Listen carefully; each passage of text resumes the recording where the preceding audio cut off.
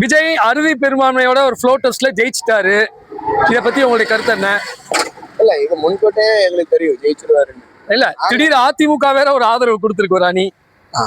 இதுல வந்துட்டு நீங்க அதிமுகங்கிறது வந்து ஒரு ஒரு அது வந்து இன்னைக்கு அதிமுகவா இல்ல, இன்னைக்கு வந்து ஒரு அது ஒரு அது இன்னைக்குன்னு பார்த்தா அது என்ன சொல்றது, என்னன்னு சொல்லவே முடியலையா? சொல்ல முடியாத கட்சிங்கிறது அதிமுக. ஏங்க அம்மா எம்ஜிஆர் வளர்த்த இந்த கட்சிய கெடுத்தது யார்? எடுத்தது யாரு? எடப்பாடி தான்.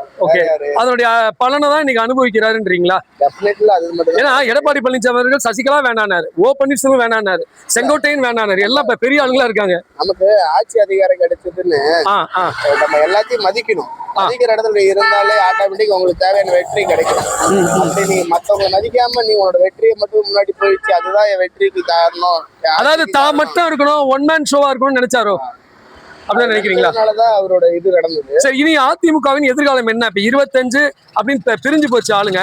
இனிமே அதிமுக கட்சியோடைய வருங்காலம் எப்படி இருக்கும்? ஒரு இளைஞனா உங்களுடைய கருத்து. அதிமுகவுல இன்னைக்கு இளைஞர் இருக்காங்க. சோ அந்த இளைஞர்கள் மக்கள் சேவை செஞ்சாங்கன்னா இன்னைக்கும் அதிமுக மீட் எடுக்க முடியும். ஆனா எல்லாருமே இன்னைக்கு பணத்து மூலியமா விலை போயிட்டாங்க. எல்லாரும் அதிமுக கட்சியே பணத்துக்கு விலை போயிடுச்சுட்டீங்க. அதிமுக கட்சியே நம்ம சொல்ல முடியாது. இதுல நல்லவங்க எல்லாம் இருக்காங்க, ஒரு சிலர். இன்னைக்கு நல்லவங்க இருக்காங்க. அதே மாதிரி என் கட்சி வந்து 50 வருஷம் கட்சி. 50 வருஷத்துல நாங்க ஏடிஎம்கே டிஎம்கேன்னு ஒரு பிரிவனை இருந்துச்சு, ஒரு எதிர்கட்சியா இருந்துச்சு. சோ இன்னைக்கு அது ஆளுங்கட்சி ஆகும்போது நாங்க எப்படி அதுல இருப்போம், அதனால சொல்லிட்டு பாதி பேர் வெளியே வராங்க. இது நல்லதுதான். சரி, இப்ப தாவேகாவை நோக்கி வந்தது ஸ்டாலின், உதயநிதி ஸ்டாலின் அவர்கள் ஒரு குற்றச்சாட்டு சொல்லியிருக்காரு. குதிரை பேரத்துலதான் அதிமுக அங்க வந்துச்சு, விஜய் தவறான ஆட்சி நடத்துறாரு, விஜய் வந்து மற்றும் பலர் அப்படின்னு சொன்னவரோட இவர் கூட்டணி அமைச்சிருக்காரு அப்படின்னு உதயநிதி ஸ்டாலின் விஜய் அவர்களை நேரடியாவே இன்னைக்கு தாக்கியிருக்காரு சட்டமன்றத்துல. பேசிட்டே இருக்கலாம், அதுக்கப்புறம் ஆக்ஷன் எடுக்கிறது எல்லாமே இருக்கு. இப்போ விஜய் நீங்க அந்த அளவுக்கு இத்தனை வருஷமும், இப்போ ஒரு 6 மாசமா நீங்க பாத்தீங்கன்னா விஜய திட்டாது திட்டு இல்ல. இவ்வளவு பொறுமையா இருந்து இவ்வளவு கடந்து வந்து நாங்க இவ்வளவு ஆட்சிக்கு இவ்வளவு கிட்ட வந்து ஜெயிச்சிருக்கோம். சோ மக்களோட அவங்க வந்து இன்னும் அந்த காழ்ப்புணர்ச்சியில தான் இருக்காங்களா திமுக? டெஃபினெட்லி அது ஒரு தீய சக்தி தான். அதுல எந்த மாற்று இல்ல. அவங்க என்ன சொல்றாங்க, நீங்க வந்து தீய சக்தி, நாங்க தூய சக்தின்னு சொன்னீங்க, இப்ப அந்த மற்றும் பலர் எப்படி தீய சக்தி இல்லாம போனாங்கன்னு கேக்குறாங்க. இல்ல, மற்றும் பலர் வந்து தீய சக்தி. இப்போ தீய சக்திங்கிறது நாங்க வந்து மத்த யாரையும் சொல்ல, திமுக தீய சக்தினா திமுக கட்சியே தான் தீய சக்தி, வேற யாரும் கணக்குல வர மாட்டாங்க. அதுல எப்படி வருவாங்க? நடுநிலையா நீங்க பாக்கணும். இப்ப கம்யூனிஸ்ட்ங்கிறது மக்கள் சேவை செய்ய வந்த ஒரு கட்சி. அந்த கட்சி நீங்க பாத்தீங்கன்னா விஜய் மக்கள் சேவை செய்ய வந்திருக்காரு. அப்படிங்கும் போது ஆறுதல் கொடுத்துதான் ஆகணும். கொடுத்தாத மக்கள்ங்கிறது நானும் நீங்க தான். நம்மளுக்கு தெரியும் இதுதான் நல்லது, இது கெட்டது. ஒரு நல்ல விஷயத்துக்காக ஒரு பெரிய கூட்டணி உருவாயிருக்கு அப்படின்றத சொல்றீங்க. ஆமா. சரி, விஜய் இந்த 5 வருஷத்தை கம்ப்ளீட் பண்ணிடுவாரா? டெஃபினெட்லி அது 6 மாசத்துல உங்களுக்கு நாங்க அது நாங்க கொடுத்துருவோம். ரிசல்ட் கிடைச்சிரும். இந்த ரிசல்ட் நாங்க தான் கொடுக்க போறோம். அடுத்து மக்களோட தீர்ப்பு தான். இந்த 6 மாசம் கழிச்சு நீங்க பாப்பீங்க. இன்னைக்கு 717 கடையை நீங்க மூடி இருக்கோம். அடுத்து வரும் இன்னும் மொத்தம். இது வெறும் ட்ரெய்லர் தான், இனிமேல் தான் சினிமான்றீங்க. உங்களுக்கு ஒரு இது சொல்றேன். கடை காட்டுறது வந்து 5000 கடைகள் ஒயின் ஷாப். ஆனா கணக்கில் இல்லாத எக்ஸ்ட்ரா 2000 ஒயின் ஷாப் பக்கமா இருக்கு.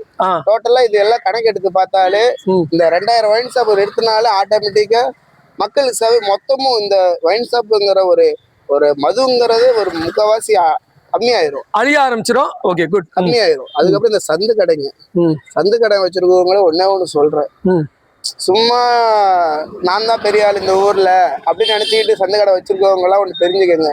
இதுக்கப்புறம் பெரிய ஆளு சின்ன ஆளுங்கன்னு சரிசமமானதான் பார்க்க போறீங்க. பெரிய ஆளு சின்ன ஆளுங்க இந்த பாடு பகுப்பாய்ப்பு இதே இருக்க போறது. சரிங்க, விஜய்க்கு வாழ்த்துக்கள் தெரிவிச்சிருங்க. வாழ்த்துக்கள் அண்ணே. வெற்றி நிச்சயம், அவ்வளவுதான். வெற்றி நோக்கி போவோம். நமக்கு இங்க பார்த்துட்டு தான் இருக்கோம், நீங்களும் பார்த்துட்டு தான் இருக்கோம், நாங்களும் பார்த்துட்டு தான் இருக்கோம். எது நல்லதோ அதை எடுத்துக்கோ, கெட்டதை வேணா ஒதுக்கி. நன்றி. ஓகே, விஜய் அப்படின்னு அந்த வார்த்தையை பத்தி நீங்க என்ன நினைக்கிறீங்க? அந்த பேரை பத்தி என்ன நினைக்கிறீங்க? நேரில் பார்த்து. விஜய் அப்படின்னு வார்த்தை பத்தினா, அவரு வந்து இந்த 2 வருஷத்துல ஆட்சி பண்ண இதுல வந்து இவ்வளவு சீக்கிரமா ஒரு முதலமைச்சரா ஒரு சீட்ல ஒரு உக்காடுறேன்னா அது ரொம்ப கிரேட்டு. 2 வருஷம் கட்சி ஆரம்பிச்சு வந்ததே பெரிய விஷயமா நினைக்கிறீங்க? பெரிய விஷயமா நினைக்கிறேன். அதே மாதிரி ரொம்ப பெண்களுக்கு வந்து பாதுகாப்பு தரோம் அப்படின்னு சொல்லியிருக்காரு. அவரே வாலண்டியரா செய்யறேன்னு சொல்லியிருக்காரு. நிறைய விஷயங்கள் நல்லது. டாஸ்மார்க் கடைகளை மூடுறேன்னு சொல்லியிருக்காங்க. சில கடைகளை மூடிட்டாரு. சரிங்க. அதுக்கப்புறம் வந்து சிலிண்டரு அப்புறம் இதெல்லாம் குடுக்குறது ஒரு பக்கம் இருக்கட்டும்.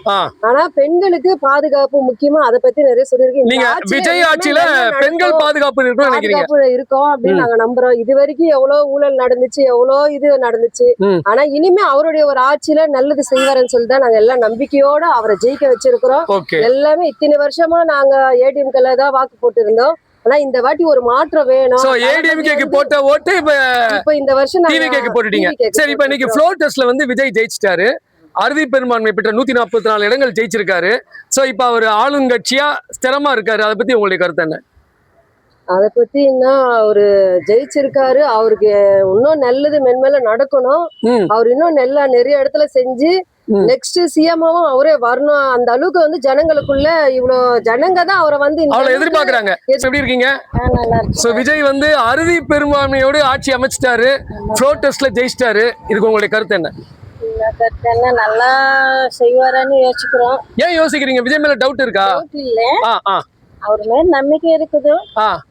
ஆனா ஒரு சந்தோஷம் அவர் வந்ததுக்கு. சந்தோஷம். ஆனா ஒரு டவுட்டாவே பேசுறீங்களே. அந்த டவுட் கிடையாதுங்க.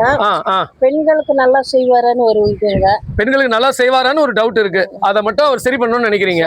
சரி, விஜய் ஆட்சி சந்தோஷப்படுறீங்களா இல்ல இன்னும் ஒரு குழப்பத்துல தான் இருக்கீங்களா? சந்தோஷப்படுறோம் சார். ஓகே, இன்னைக்கு வந்து பெரும்பான்மை வாங்கிட்டாரு. இப்ப சட்டமன்றத்துல அந்த ஃப்ளோர் டெஸ்ட் பாத்திருப்பீங்க, ஜெயிச்சிட்டாரு. சோ விஜய்க்கு என்ன சொல்ல போறீங்க? ரொம்ப நன்றி சொல்ல போறீங்க அவர் வந்ததுக்கு.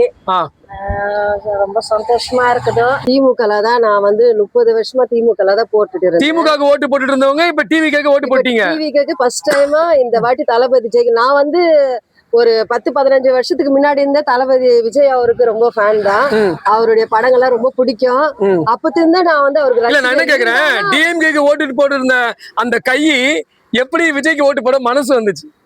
எப்படி போட வந்துச்சுன்னா, இவங்க இப்ப நிறைய இடத்துல வந்து இவங்களுடைய அந்த ஆட்சியில வந்து நிறைய மாற்றம் தெரியுது. ரொம்ப பிரச்சனைங்க அதிகமா இருக்குது. அங்க குடி போதை கெஞ்சா மெயினா இந்த கெஞ்சா போதைக்கு தான் ரொம்ப போதை பழக்கம் திமுக ஆட்சியில அதிகமா இருந்ததுனால இதுதான் ஃபர்ஸ்ட் ஒழிக்கணும். இந்த கெஞ்சா போதை ஒழிக்கணும். இதுக்காக ஒரு நல்ல ஆட்சி வரணும் நாங்க நினைக்கிறோம். திமுக ஆட்சியில போதை பழக்கம் அதிகமா இருந்தது. அதை தடுக்கிறதுக்காக தான் டிவிக்கு ஓட்டு போட்டீங்க. ஆமா, டிவிக்கு ஓட்டு போட்டுக்கிறோம் நாங்க. விஜய் வந்து இன்னைக்கு அறுதி பார்மையை கிடைச்சிருக்கு அவருக்கு சட்டசபையில. ஃப்ளோர் டெஸ்ட்ல ஜெயிச்சிருக்காரு. உங்களுடைய கருத்து என்ன? அவர் வந்து நல்லது செய்வார்னு நினைக்கிறாங்க. விட்டுருங்க. ரெண்டாவது வந்து திமுகவும் அதிமுகவும் சேர்ந்து எதிர்க்கக்கூடாது. குத்துவாங்க. ஆமா, நான் என்ன பொறுத்தவரை எனக்கு 30 வருஷம் அரசியல் பயணம் அந்த அனுபவம் இருக்கு உங்களுக்கு. ஆமா, அதனால இவரை வந்து வாழ விட்டு இத்தனை வருஷம் நான் அதிமுக பக்கா அதிமுக நடக்கிறது நடக்கும். ஓகே, இவர் வந்து 6 மாசமோ 1 வருஷமோ பக்காவா ரன் பண்ணிட்டாருன்னா அடுத்த 5 வருஷம் கழிச்சு திருப்பி இவர் தான். நீங்க ரொம்ப அழகா சொல்லியிருக்கீங்க. விஜய நல்லா விளையாட விடுங்க. அதாவது ஒழுங்கா அந்த நாட்டை ஆடுறதுக்கு அவருக்கு இந்த விளையாட்டு கிரவுண்டை கொடுங்க. அவர் சரியா செய்வாருன்னு சொல்லியிருக்கீங்க. திமுக அதிமுக கொஞ்சம் அவரை டிஸ்டர்ப் பண்ணாம இருந்தா நல்லா இருக்கும் இருக்கீங்க. 1425 மன்றம் 999. அப்புறம் விஜய்க்கு எப்படி வாழ்த்து? நல்லது செய்யறன்னு ஒருத்தர் வரும்போது அது பண்ணிட்டு தான் வரணும். அது பண்ணாம இருக்கிறது தப்பு. ஓகே, இது ஜெயலலிதா இருக்கிற வரையும் அந்த அம்மா இருக்கிற வரையும் அரசியல் நல்லா இருந்தது. சரிங்க. அதுக்கப்புறம் வந்து அரசியலே மாறிச்சு. சரி, அதனால இப்ப எல்லாம் விஜய் மேல ஒரு ஆதரவு தெரிவிக்கிறாங்க. கால மாற்றம். ஓகே, உங்களுடைய ஜனநாயக கடமையை அந்த தேர்தலில் செஞ்சிட்டீங்களா? ஓகே, வெளிப்படுத்திட்டீங்க. ஸோ விஜய் வந்து இன்னைக்கு அறுதி பெரும்பான்மையோட ஃப்ளோர் டெஸ்ட்ல ஜெயிச்சிட்டாரு. அதுக்கு உங்களுடைய கருத்து என்ன? இதுக்கப்புறமா அவர் ஜெயிப்பாரு. பண்ணணும் அவர் எல்லாருக்குமே. நீங்க பிரதானமா எதிர்பார்க்கறது விஜய்ட்ட என்ன? இந்த விஷயம் வந்து விஜய் பண்ணணும்னா எதை எதிர்பார்க்கறது? பெண்களுக்கு பாதுகாப்பு கொடுக்கணும் சார். பெண்களுக்கு பாதுகாப்பு, அதுதான் ரொம்ப முக்கியம். குழந்தைங்க கூட இன்னைக்கு ரொம்ப கஷ்டப்படுறாங்க. அதனால பெண்களுக்கு பாதுகாப்பு. ஓகே, விஜய் மேல ஏன் இப்படி எல்லாரும் திடீர் ஆதரவு தெரிவிக்கிறாங்கன்னு நினைக்கிறீங்க? என்ன காரணம்? விஜய் அலையும் இருக்கலாம். இல்ல இனிமே அவராச்சும் நம்மளுக்கு நல்லது பண்ணுவாரு அப்படின்ற எதிர்பார்ப்பாவும் இருக்கலாம்.